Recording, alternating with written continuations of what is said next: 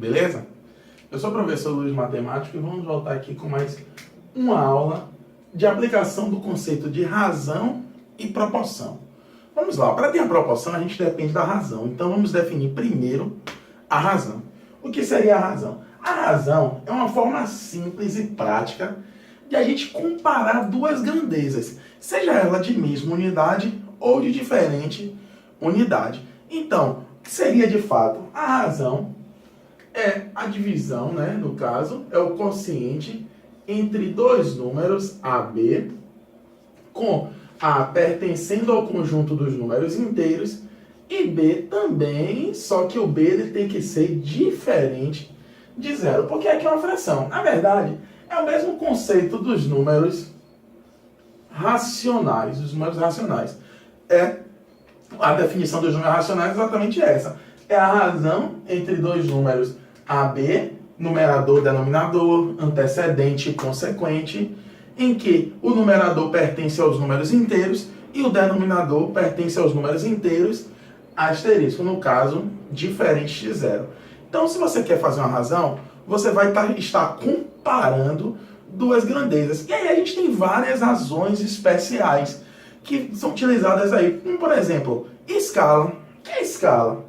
Escala é você fazer a razão entre o desenho, né, no caso, o que está no desenho, por exemplo, se for uma planta, então, no desenho sobre o real, a medida que está na planta sobre a medida que está no real. Tem outras razões especiais também, aqui no caso, elas têm que ser a mesma unidade. Se você estiver falando que no desenho está em centímetros, o real também tem que estar em centímetros. Se tiver em metros, tem que estar em metros. Quilômetros, quilômetros. Aqui são razões entre grandezas iguais. Agora, se a gente for falar de outras razões especiais, eu tenho, por exemplo, a velocidade média, muito utilizada lá na física. Então, o que é a velocidade média? É a razão entre a distância sobre o tempo. E aí você encontra lá na física ΔS sobre ΔT.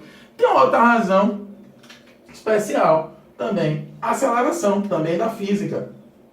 O que seria a aceleração? É a razão entre a velocidade sobre o tempo. ΔV sobre ΔT, é a aceleração média. Tem outra razão, densidade demográfica. Densidade demográfica. O que seria a densidade demográfica? É a população dividida pela área.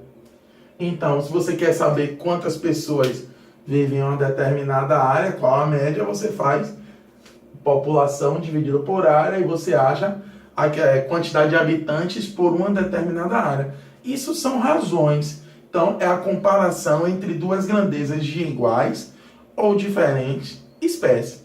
Agora, quando a gente junta razão e proporção, o que seria a proporção? A proporção depende da razão. A proporção é a igualdade entre duas razões. Por exemplo, a gente define assim, ó, dado 4 números A, B, C e D, será uma proporção se A estiver para B, assim como C estiver para D. Então, observe, são duas razões e a igualdade entre elas. E aí, como é que eu verifico se esses números estão em proporção? Eu vou fazer o produto dos meios pelos extremos, que é isso aqui, ó. Você deve conhecer isso aqui como cruz credo. Então, o produto dos meios pelos extremos. Mas aqui, olha quem são os extremos. Vai ser A vezes D e B vezes C. Então, meios pelos extremos. Então, se o produto entre AD for igual ao produto entre B e C, a gente diz que isso é uma proporção. Então, vamos lá, vamos dar um exemplo. Dado duas frações, 2 quintos e 4 décimos, verifique se essas duas razões formam uma proporção. Então, o que é que eu vou fazer? Eu vou fazer o famoso cruz credo. 2 vezes 10, 20. 5 vezes 4, 20. Se acontecer aqui uma igualdade, estamos falando de uma proporção. Mas observe, às vezes não acontecem.